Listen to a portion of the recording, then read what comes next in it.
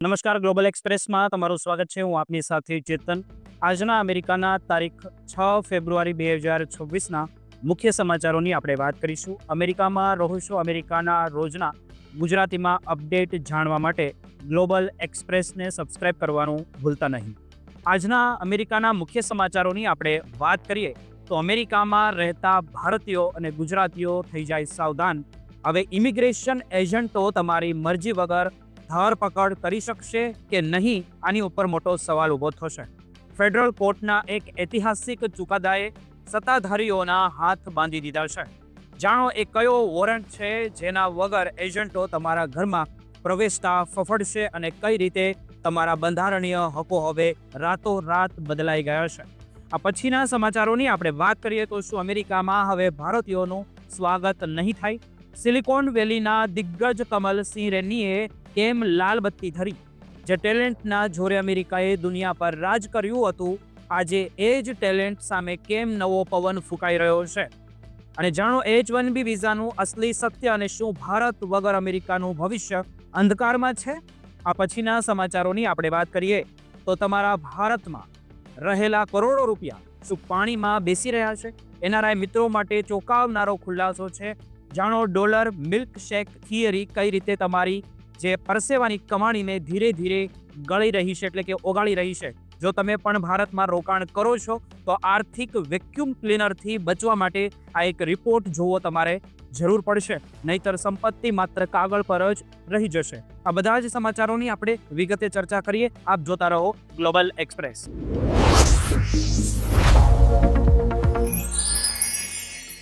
શું તમે જાણો છો કે હવે અમેરિકામાં વસતા લોકો માટે રાતોરાત નિયમો બદલાઈ ગયા છે અને હવે કોઈ પણ ઇમિગ્રેશન એજન્ટ તમારી મરજી વગર કે કોઈ મજબૂત પુરાવા વગર તમારી ધરપકડ નહીં કરી શકે, કારણ કે ફેડરલ કોર્ટે એક એવો ઐતિહાસિક ચુકાદો આપ્યો જે સત્તાધારીઓની તાકાત પર લગામ લગાવશે અને સામાન્ય નાગરિકોના હકને મજબૂત કરશે.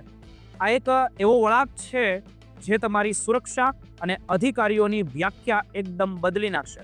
તો ચાલો આજના આ ખાસ રિપોર્ટમાં સમજીએ કે આખરે કોર્ટે એવું તો શું કર્યું જેનાથી ઇમિગ્રેશન વિભાગમાં ફફડાટ મચી ગયો છે. અમેરિકાની ફેડરલ કોર્ટે એક ખૂબ જ મહત્વનો નિર્ણય સંભળાવતા સ્પષ્ટ કહ્યું છે કે ઇમિગ્રેશન એજન્ટ હવે કોઈ પણ વ્યક્તિને જે જ્યુડિશિયલ વોરંટ વગર માત્ર ત્યારે જ અરેસ્ટ કરી શકશે જ્યારે તેમને પાક્કી શંકા હોય કે તે વ્યક્તિ ભાગી જશે. આ નિર્ણય માત્ર કાયદાકીય પ્રક્રિયા નથી, પણ વ્યક્તિગત અધિકારો અને આઈસ એટલે કે ઇમિગ્રેશન એજન્સીની સત્તા પર એક મોટો સવાલ ઊભો કરે છે. યુએસ ડિસ્ટ્રિક્ટ જજ મુસ્તફા કસુ ભાઈઓ આ અંગે એક વચગાળાનો આદેશ આપે છે કે જેમાં તેમણે એજન્ટોને ચેતવણી આપી છે કે વોરંટ વગર ધરપકડ કરવી એ કોઈ હવે સામાન્ય વાત નહીં ગણાય. આ આખો મામલો જે ઓરેગન રાજ્યમાં થયેલા એક ઓપરેશન સાથે જોડાયેલો છે, જ્યાં એવું જોવા મળ્યું હતું કે એજન્ટો તપાસ કર્યા વગર જ લોકોની અટકાયત કરી રહ્યા હતા. સિવિલ રાઇટ્સ ગ્રુપે આ પદ્ધતિની ભારે ટીકા પણ કરી છે અને તેને પહેલા પકડો અને પછી કારણ શોધો એવી નીતિ ગણાવી છે. આ સુનાવણી દરમિયાન વિક્ટર ક્રુઝ ગેમિસ નામના વ્યક્તિની વાત પણ સામે આવી, જે વર્ષ 1999થી અમેરિકામાં રહેતા હતા અને તેમની પાસે માન્ય વર્ક પરમિટ પણ હતી, છતાં તેમની ગેરકાયદેસર રીતે ધરપકડ કરવામાં આવી હતી. જજ કસુભાઈઓએ આ મામલે કડક શબ્દોમાં કહ્યું છે કે જ્યારે સત્તાધારીઓ પાસે વધુ શક્તિ હોય ત્યારે સંયમ રાખવો પણ એટલો જ જરૂરી બને છે. હવે આપણે એ સમજવું પડશે કે વોરંટ બે પ્રકારના હોય છે. એક હોય છે એડમિનિસ્ટ્રેટિવ વોરંટ, જે ઇમિગ્રેશન વિભાગ પોતે જ બહાર પાડે છે અને તેનાથી ધરપકડ થઈ શકે છે, પણ તે ઘરની અંદર ઘૂસવાની પરવાનગી આપતું નથી. જ્યારે બીજું હોય છે જ્યુડિશિયલ વોરંટ, જેના પર કોર્ટના જજની સહી હોય છે અને તેના આધારે જ એજન્ટો કાયદેસર રીતે ઘરમાં પ્રવેશી શકે છે. કોર્ટે સ્પષ્ટ સંકેત આપ્યો છે કે ફોર્થ એમેન્ડમેન્ટ હેઠળ મળતા બંધારણીય અધિકારો હજુ પણ અકબંધ છે અને કોઈ પણ સંસ્થા કાયદાથી ઉપર નથી. આ નિર્ણય એવો સમયે આવ્યો છે જ્યારે સરકારી મેમોમાં એવું કહેવામાં આવ્યું હતું કે ખાસ સંજોગોમાં વોરંટ વગર પણ તપાસ થઈ શકે છે. જેની સામે અનેક નેતાઓએ ચિંતા વ્યક્ત કરી હતી. ખાસ કરીને અમેરિકામાં રહેતા ભારતીય સમુદાય માટે આ સમાચાર ખૂબ જ મહત્વના છે, કારણ કે ભલે તમે વર્ક વિઝા પર હો, સ્ટુડન્ટ વિઝા પર હો કે પછી તમારી જે સ્ટેટસ પેન્ડિંગ હોય, તમારી પાસે પણ પૂરા કાયદાકીય અધિકારો છે. જો કોઈ એજન્ટ વોરંટ વગર તમારા ઘરમાં આવવા માંગે તો તમને વોરંટ જોવાનો પૂરો હક છે. હંમેશા યાદ રાખજો કે જ્યુડિશિયલ વોરંટ પર જજની સહી અને સરનામું સ્પષ્ટ લખેલું હોય છે. આવી પરિસ્થિતિમાં ગભરાવાને બદલે શાંત રહેવું અને કાયદાકીય સ્પષ્ટતા માંગવી એ તમારી સમજદારી બને છે.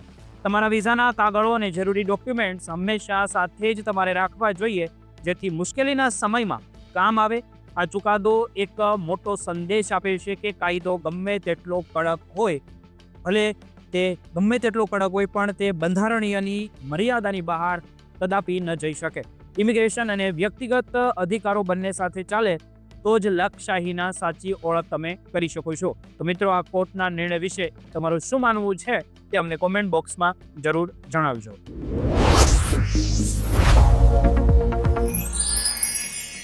શું તમે જાણો છો કે જે અમેરિકાએ એક સમયે ભારતીય એન્જિનિયરો અને વૈજ્ઞાનિકો માટે પોતાના દરવાજાઓ દિલ ખોલીને ખુલ્લા મૂક્યા હતા, આજે એ જ અમેરિકામાં ભારતીયો વિરુદ્ધ એક નવો અને ચિંતાજનક પવન વાયુવેગે ફૂંકાઈ રહ્યો છે. જ્યાં હવે એવું કહેવામાં આવી રહ્યું છે કે ભારતીયોનું ત્યાં સ્વાગત નહીં, પણ આ બદલાવ પાછળનું અસલી કારણ શું છે અને સિલિકોન વેલીના દિગ્ગજ કમલસિંહ રેની આ બાબતે કેમ લાલ બત્તી ધરી રહ્યા છે તે જાણવા જેવું છે. એક જમાનો એવો હતો જ્યારે અમેરિકા દુનિયાભરમાંથી ટેલેન્ટને બોલાવતું હતું અને ખાસ કરીને ભારતથી આવતા એન્જિનિયરો, વૈજ્ઞાનિકો અને બિઝનેસમેન પર તેમને પૂરેપૂરો ભરોસો હતો, કારણ કે તે સમયે અમેરિકાને તેમની ખૂબ જરૂર હતી. આ કોઈ અહેસાન નહોતો, પણ અમેરિકાની મજબૂરી હતી. પણ આજે આ જ દેશમાં સંદેશ બદલાઈ ગયો છે ને કહેવામાં આવે છે કે ભારતીય વેલકમ નહીં, જેના વિશે જે કમલસિંહ રેની એ ચિંતા વ્યક્ત કરી રહ્યા છે, જે પોતે સિલિકોન વેલીના ઇતિહાસમાં એક મોટું નામ છે અને જેમણે 100થી વધુ સ્ટાર્ટઅપને મદદ કરી અને હજારો નોકરીઓ ઊભી કરી. અને આપણે આજના વિડીયોમાં સમજીશું કે તેમણે આવું કેમ કહ્યું અને ભારતીય માઇગ્રેશનનું અસલી સત્ય શું છે, અને તેની સાથે જ H-1B વિઝાને લઈને જે આરોપ લાગી રહ્યા છે તેની હકીકત શું છે તે પણ જાણીશું. કમલસિંહ રેની કોઈ સામાન્ય વ્યક્તિ નથી, પણ તે પહેલા ભારતીય અમેરિકન હતા જેમણે સિલિકોન વેલીમાં પોતાની કંપનીને પબ્લિક કરી હતી. અને તેમની વાર્તા માત્ર સફળતાની નથી, પણ તે આખી પોલિસીની છે, જેમણે ભારતીય પ્રતિભાને અમેરિકાની પ્રગતિનો હિસ્સો બનાવી. રેની જણાવે છે કે જ્યારે તેઓ 1967માં ભારતમાં ગ્રામીણ વિસ્તારમાંથી અમેરિકા પહોંચ્યા ત્યારે પરિસ્થિતિ સાવ અલગ હતી અને અમેરિકા એ સમયે વૈજ્ઞાનિકો અને એન્જિનિયરોની તંગીથી ઝઝૂમી રહ્યું હતું, તથા સોવિયત યુનિયનની પાછળ રહી જવાનો તેમને ડર હતો. માટે તેમણે બહારના ટેલેન્ટને સામેથી આમંત્રણ આપ્યું હતું. રેની જ્યારે એન્જિનિયરિંગમાં માસ્ટર કરવા માટે પહોંચ્યા ત્યારે તેમની પાસે માત્ર એક સેમેસ્ટર ચાલે તેટલા જ પૈસા હતા, પણ એ જ સમયે અમેરિકા અને ભારતનું ભવિષ્ય જોડાઈ ગયું હતું.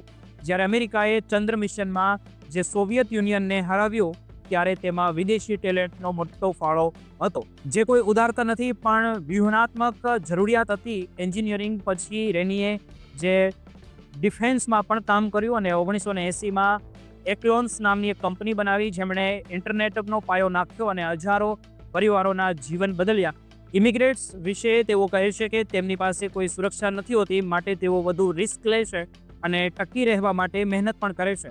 આજે સિલિકોન વેલીના 25% સ્ટાર્ટઅપમાં ભારતીયો છે અને ગૂગલ કે માઇક્રોસોફ્ટ જેવી મોટી કંપનીઓનું નેતૃત્વ કરી રહ્યા છે.